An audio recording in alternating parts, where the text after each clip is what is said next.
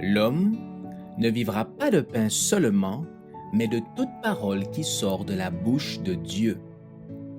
Voici votre moment de méditation quotidienne.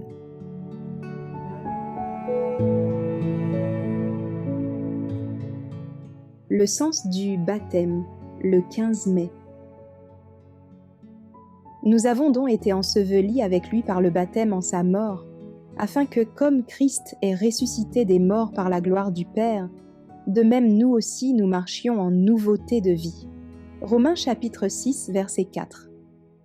Le Christ a fait du baptême le signe de l'entrée dans son royaume spirituel. Il en a fait une condition formelle à laquelle doivent se conformer tous ceux qui reconnaissent l'autorité du Père, du Fils et du Saint-Esprit.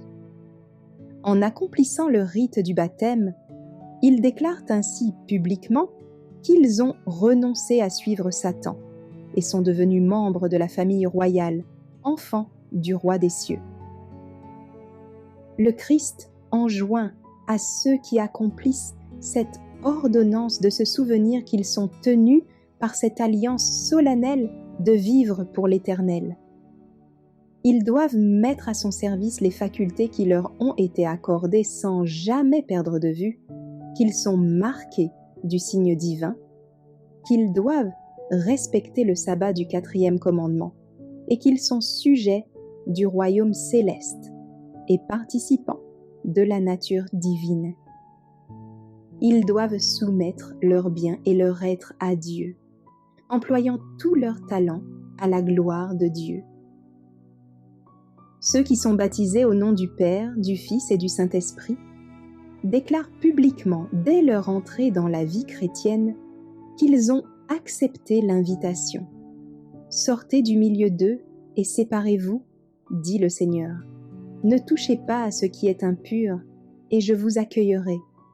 Je serai pour vous un père, et vous serez pour moi des fils et des filles, dit le Seigneur Tout-Puissant. » 2 Corinthiens chapitre 6, versets 17 et 18. Ayant donc de telles promesses, bien-aimés, purifions-nous de toute souillure de la chair et de l'esprit, en achevant notre sanctification dans la crainte de Dieu. 2 Corinthiens chapitre 7, verset 1. Que ceux qui reçoivent le sceau de Dieu par le baptême prennent garde à ces paroles, se souvenant que l'Éternel a posé son empreinte sur eux en les désignant comme ses fils et ses filles. Le Père, le Fils et le Saint-Esprit, puissance infinie et omnisciente, reçoivent ceux qui adoptent sincèrement l'alliance de Dieu. Elles sont présentes à chaque baptême pour recevoir les candidats qui ont renoncé au monde et ont admis le Christ dans le temple de leur âme. Ces candidats sont entrés dans la famille de Dieu et leurs noms sont inscrits dans le livre de l'agneau.